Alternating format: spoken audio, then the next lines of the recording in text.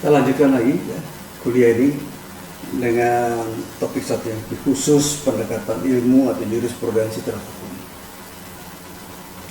Menurut Max Weber, pendekatan ilmu hukum terhadap studi hukum didasarkan pada premis bahwa law should be internally consistent, orderly, dan logical. Jadi 3 unsur yang merupakan isi atau bagian dalam hukum: konsistenan, ketertiban, dan kelogisan. Pendekatan ini memandang bahwa merupakan sesuatu yang jelas dan nyata dari pendekatan ilmu hukum itu. Jadi dia memiliki tipe independen dalam penalaran, memiliki ajas-ajas yang bersifat internal, bersifat logis dan justifikatif.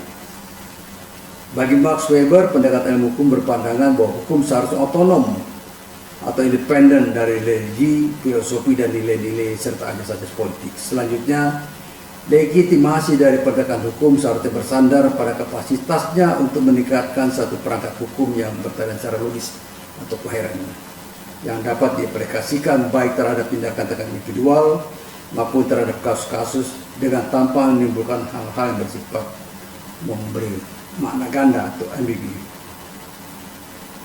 Hanya dengan melalui pendekatan ilmu hukum itu, sifat yang tidak memihak baik dari prosedur hukum maupun dari hukum dapat secara penuh ditegaskan. Demikian the rule of law.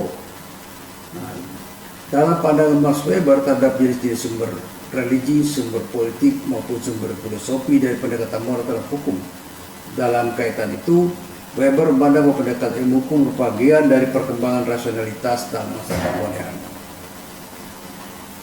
Weber juga memandang bahwa ilmu hukum dihubungkan dengan anggota-anggota dari proses hukum, khususnya para hakim dalam ilmu hukum.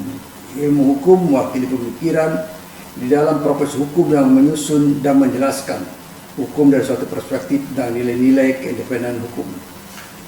Para profesional ini mengklaim bahwa hukum seharusnya dievaluasi dan pelajari dari sudut pandang pemahaman hukum, legal meaning, dan hukum legal coherence, daripada sudut pandang ekstra legal yang bersifat sewenang-wenang dan tidak konsisten dalam hukum. Dan yang terpenting, para teoris hukum berpandangan bahwa pendekatan ilmu hukum mempertahankan hukum itu sebagai sesuatu nyata, sebab norma-normanya bersifat imanen, yaitu norma-norma itu hasil dari penerapan hukum. Wendrup seperti pendapat hukum berpendapat bahwa pemisahan yang tegas antara hukum yang dibuat oleh pembuat undang-undang, legislative lawmaking, dengan hukum yang berwujud putusan pengadilan, judicial decision making. Wendrup mengatakan the heart of law is judicial decision making and reasoning based on legal principle and apply to particular cases. Jadi jantung hukum adalah pembuatan putusan pengadilan dan penalaran yang didasarkan pada ajas-ajas hukum dan pengaplikasi pada kasus tertentu. Hukum yang diciptakan oleh pembuat undang-undang dibuat berdasarkan kepentingan ekonomi, nilai-nilai moral, dan konsistensi politik yang bersifat non-hukum. Kepentingan-kepentingan, nilai-nilai, dan konsiderasi-konsiderasi ini dimungkinkan membentuk hukum berdasarkan keinginan rakyat banyak. Tetapi mereka tidak dapat menentukan makna hukum, the meaning of law, dan bagaimana ia diterapkan. The true legal arena, arena sebenarnya dari hukum, digubah dari anas hukum, argumen hukum, dan pembuat putusan hukum. Secara sangat khusus ia diletakkan dalam pembuat putusan hukum, di mana lebih ditekankan pada segi discovery hukum daripada pembuatan hukumnya. Dalam hal ini persoalan spesifik adalah pembuatan hukum tertentu, definisi hukum tertentu, dan suatu bentuk hukum yang spesifik yang didasarkan pada norma-norma dan rasionalitas putusan hukum. Penalaran hukum dan aturan pembuktian menerapkan peristiwa-peristiwa ke dalam asas hukum untuk menjadi dasar-dasar bagi putusan pengadilan. Jadi sebagai contoh, konstruksi hukum yang menerapkan suatu gugatan hukum tentang kelalaian. Di dalam suatu kasus, satu pihak mengklaim bahwa mereka telah menderita kerugian akibat kelalaian dari pihak lain. Satu dari konstruksi menerapkan itu adalah bipolaritas.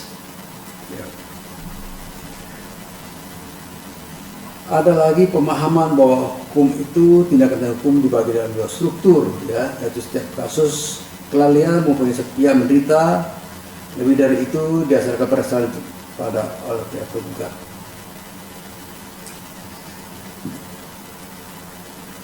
Jadi kesimpulannya bagi sarjana hukum yang menggunakan cara berpikir pada pendekatan ilmu hukum akan memandang bahwa berbagai fenomena hukum termasuk fenomena sosial, fenomena kultur, fenomena agama, fenomena ekonomi, fenomena politik dan sebagainya akan tetap menjadi fenomena biasa yang belum penyamaan di bidang hukum sebelum dia dikonstruksikan oleh hukum menjadi fenomena hukum. Jadi konstruksi hukum itu digunakan oleh hakim untuk mencarikan dasar putusannya, maka konstruksi hukum itu kita katakan merupakan cara untuk melakukan penemuan hukum. Seperti diketahui ada dua cara atau metode penemuan hukum, yaitu interpretasi dan konstruksi.